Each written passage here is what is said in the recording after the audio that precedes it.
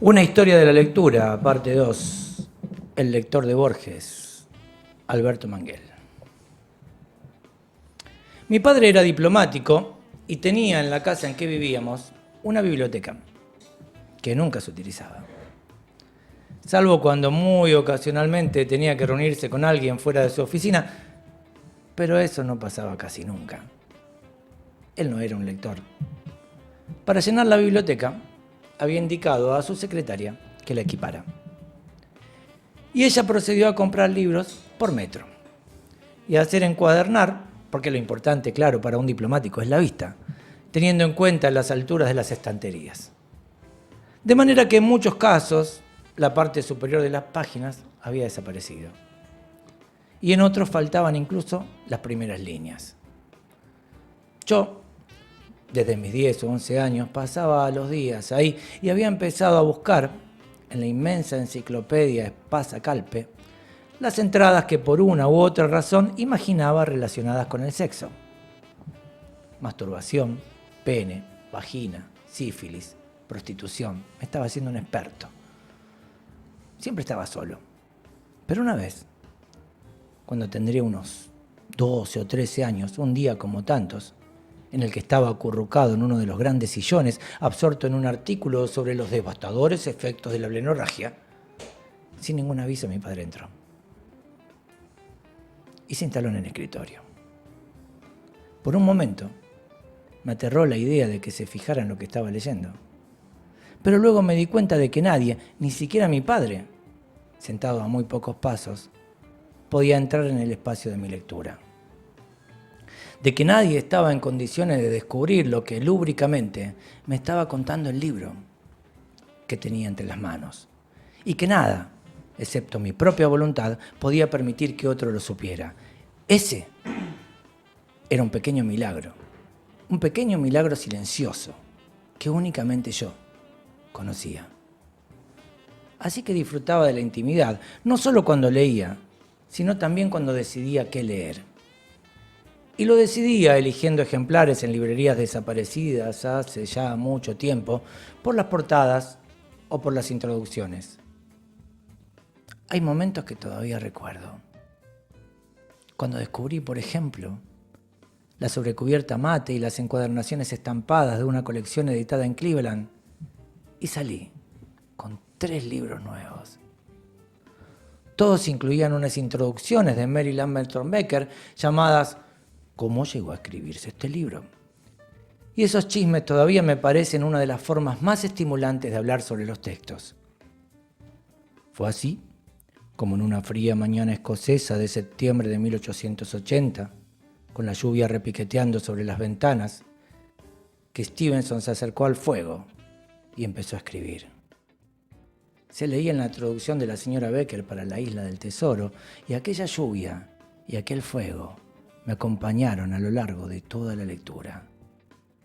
En Buenos Aires descubrí la colección Robin Hood con cubiertas en la que aparecían los protagonistas enmarcados en negro sobre fondo amarillo.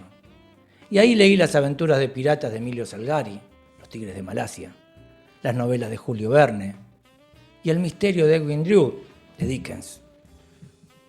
No recuerdo haber leído nunca los comentarios de las solapas para averiguar de qué se trataban los libros. Ni siquiera sé si en aquella época existían. Me parecía que leía al menos de 2 maneras.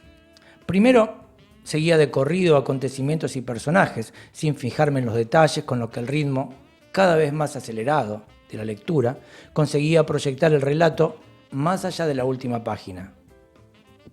Así leí, recuerdo, La Odisea y a Conan Doyle. La segunda manera consistía en una cuidadosa exploración, escudriñando el texto para entender su significado oculto, encontrando placer en el sonido de las palabras o en las claves que las palabras se resistían a revelar, o en lo que yo sospechaba escondido en las profundidades de la historia misma. Algo demasiado terrible o demasiado maravilloso para ser visto. Esta segunda clave de lectura, que se parecía al acto de leer los relatos detectivescos, la descubrí en Lewis Carroll, en Dante, en Kipling y en Borges.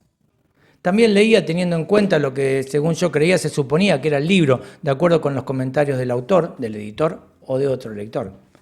A los 12 años leí Una partida de caza, de Chekhov, en una colección de historias de detectives, y convencido de que Chekhov era un escritor ruso de relatos policiales, leí después La dama del perrito, como si la hubiera compuesto un competidor de Conan Doyle. Me gustó, a pesar de que el misterio me pareció, la verdad, bastante poco importante. Del mismo modo, Samuel Butler habla de un tal William Sifton Morehouse que encaró por error la lectura de Anatomía de la Melancolía, de Robert Burton, Anatomía de la Melancolía, pensando que se trataba de Analogía de la Religión, de Joseph Butler, recomendada por un amigo. Imaginaba que leyendo aquel libro estaría convirtiéndose al cristianismo, y la verdad quedó bastante desconcertado. En Pierre Menard, autor del Quijote, Borges sugería que leer La imitación de Cristo, de Thomas de Kempis, como si hubiera sido escrita por Joyce, sería suficiente renovación de esos tenues avisos espirituales. Spinoza, siempre Spinoza, en su Tratado Teológico Político de 1650, condenado por la Iglesia Católica como un libro forjado en el infierno por el diablo y un judío renegado, ya había señalado el método. Cito: con frecuencia leemos en libros diferentes historias similares, pero las juzgamos de manera distinta, según la opinión que nos hayamos formado de los autores. Recuerdo haber leído una vez que un hombre llamado Orlando Furioso salía a montar una especie de monstruo alado, lo que le permitía volar sobre cualquier país según sus deseos y matar sin ayuda a una enorme cantidad de hombres y de gigantes, así como otras invenciones semejantes que desde el punto de vista de la razón son sin duda absurdas. También leí una historia parecida en Ovidio, acerca de Perseos, y de la misma manera, en los libros de los jueces y de los reyes, las hazañas de Sansón, quien solo y desarmado, y agrego yo acá, ciego, acabó con millares de filisteos. Así como le ocurrió al profeta Elías, quien voló por los aires y llegó finalmente al paraíso en un carro de fuego tirado por fuertes caballos. Todas estas historias son evidentemente muy parecidas, pero las juzgamos de manera distinta. La primera se propone divertir, la segunda tiene una intención política y la tercera, religiosa. Fin de la cita. Volviendo a mí, ni la experiencia, ni un poco más de sentido común han conseguido curarme del todo, del vicio supersticioso de creer que se puede escuchar lo que ocurre en la mente del escritor en el momento de la creación y obtener la prueba de que todo lo que el autor dice es efectivamente la verdad. Yo, ¿sabe Genesini? ¿Sabe La Barbera? Yo quería vivir entre libros. En 1964, a los 16 años, encontré un trabajo para después de mis clases en Pigmalión, una de las 3 librerías anglo-alemanas de Buenos Aires. La propietaria era Lili Lebach, una judía alemana que había huido de los nazis y se había instalado en Buenos Aires a fines de los años 30. La señorita Lebach me asignó la tarea de pasarle el plumero a todos los libros de la tienda. Un método con el que creyó, y tenía razón, que en poco tiempo sabría de memoria los fondos de la librería y la ubicación exacta de cada libro en los estantes. Por desgracia, muchos de aquellos libros despertaban en mí la tentación de poseerlos, además de limpiarlos. Ellos me pedían que los tomara, que los abriera, que los inspeccionara, y a veces ni siquiera con eso era suficiente. En alguna que otra ocasión robé un libro tentador, hay que decirlo. Me lo llevaba a mi casa oculto en el bolsillo del abrigo, porque no solo tenía que leerlo, necesitaba también considerarlo mío. La novelista Yumaiku Quincad, al confesar un delito similar en la biblioteca de su infancia en la Antigua, explicaba que su intención no era robar, pero que una vez que había leído un libro no soportaba la idea de tener que separarse de él. Estoy seguro de que la señorita Lebach sabía que sus empleados hurtaban libros, pero sospecho que mientras pensara que no transgredíamos ciertos límites tácitos, estaba dispuesta a permitirlo. Una o dos veces me sorprendió absorto sobre un libro recién llegado y se limitó a indicarme que siguiera mi trabajo y que me quedara con el libro para leerlo en mi casa, en mi tiempo libre. Una tarde entró en la librería Jorge Luis Borges, acompañado por su madre, que en aquel entonces tenía 88 años. Era un hombre famoso, pero yo solo había leído algunos de sus poemas y relatos y no sentía, a mis 16 años, una admiración absoluta por su obra. A pesar de su ceguera, se negaba a usar bastón y pasaba la mano por los estantes, como si pudiera ver los títulos con los dedos.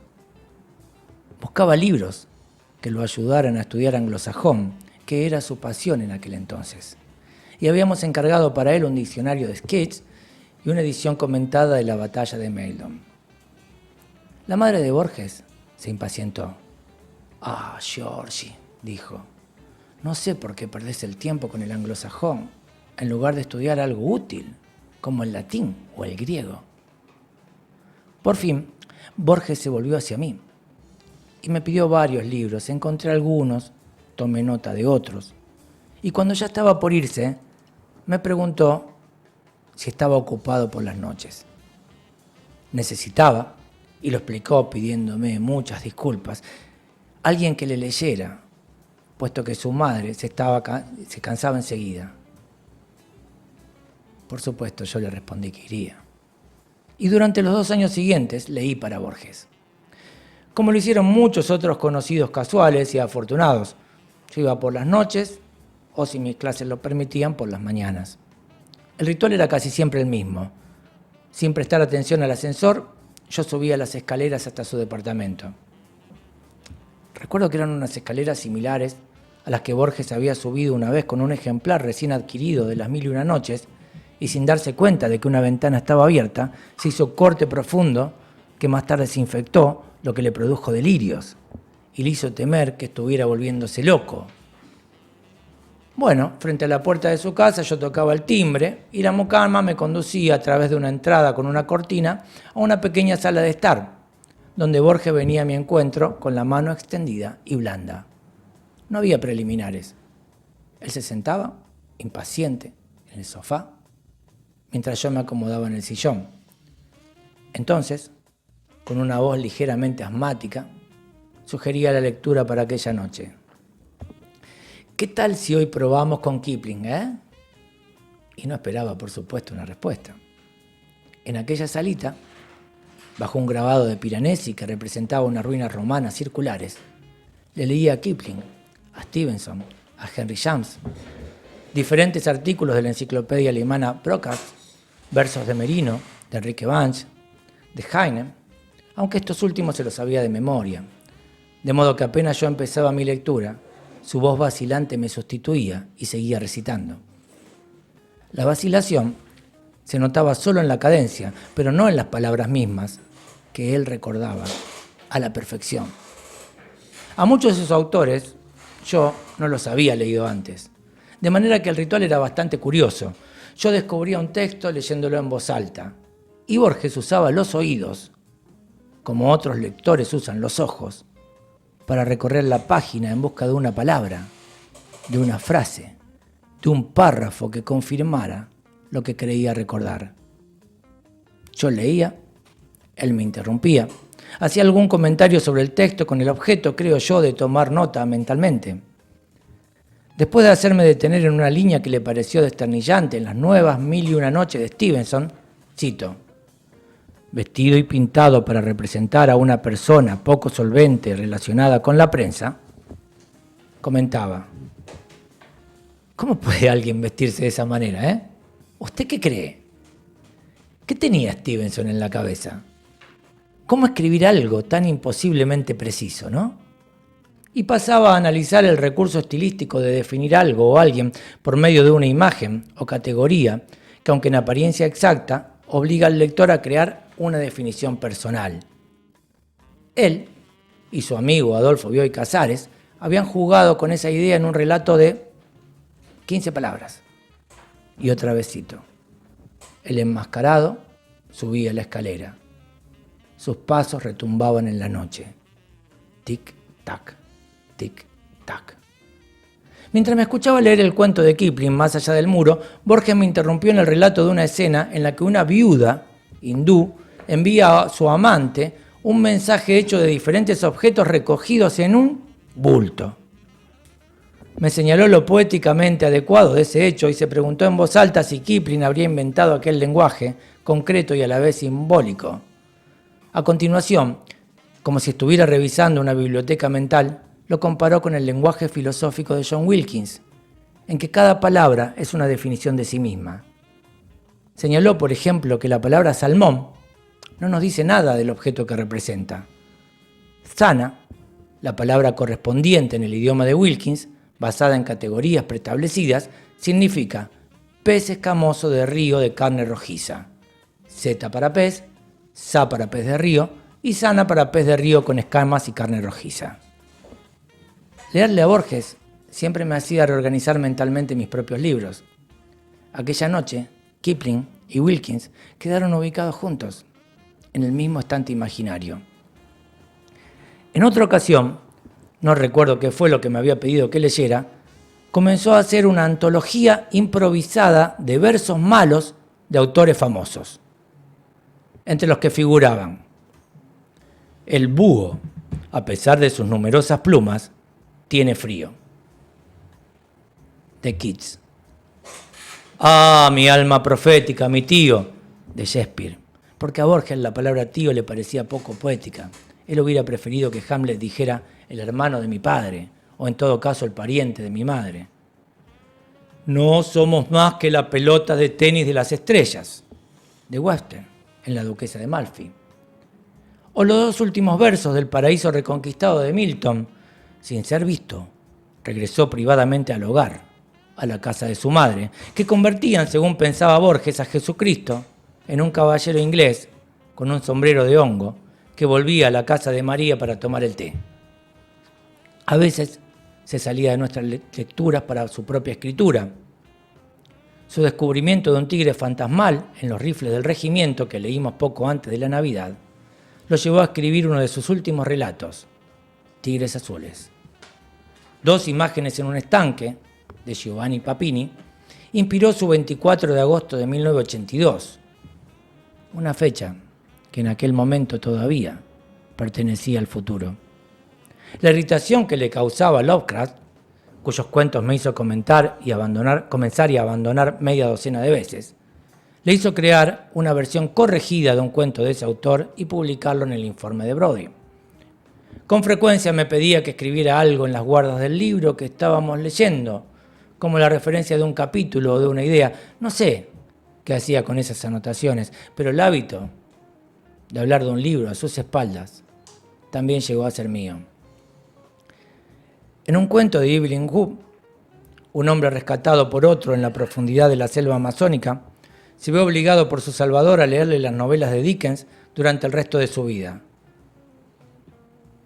Yo nunca tuve la sensación de que solo cumplía un deber cuando leía para Borges. Esa experiencia se parecía más bien a un feliz cautiverio. Más que los textos que él me hacía descubrir, muchos de los cuales se convirtieron más tarde en mis favoritos, me fascinaban sus comentarios, que contenían una erudición vasta pero discreta y que eran muy divertidos, a veces crueles, casi siempre indispensables. Yo me sentía el único propietario de una edición cuidadosamente anotada, preparada solo para mí.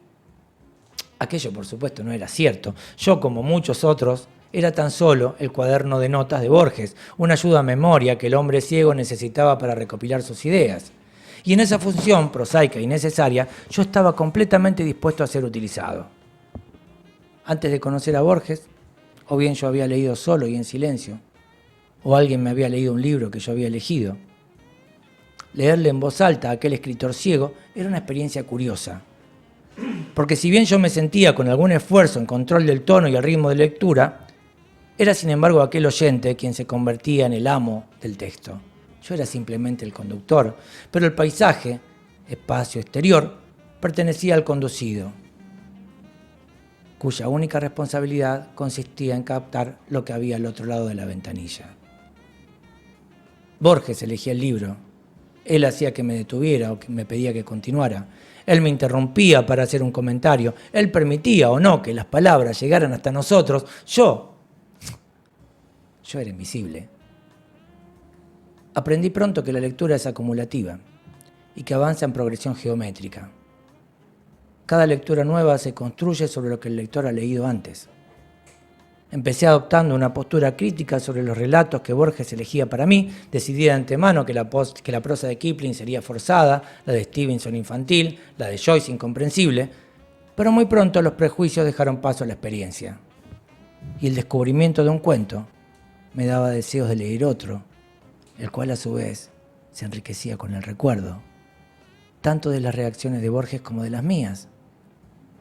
El progreso de mis lecturas jamás siguió la secuencia convencional del tiempo.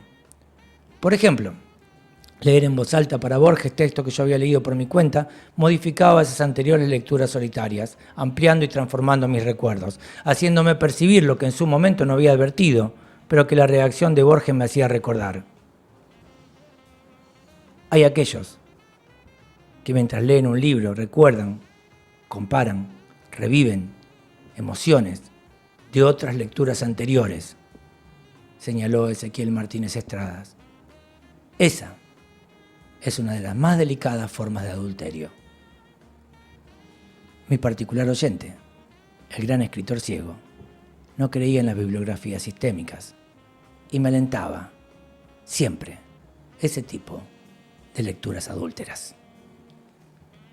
Alberto Manguel, Una historia de la lectura, el lector de Borges. Vamos a la pausa y después desaguisamos a Hamlet. Si querés, si podés, Ulises.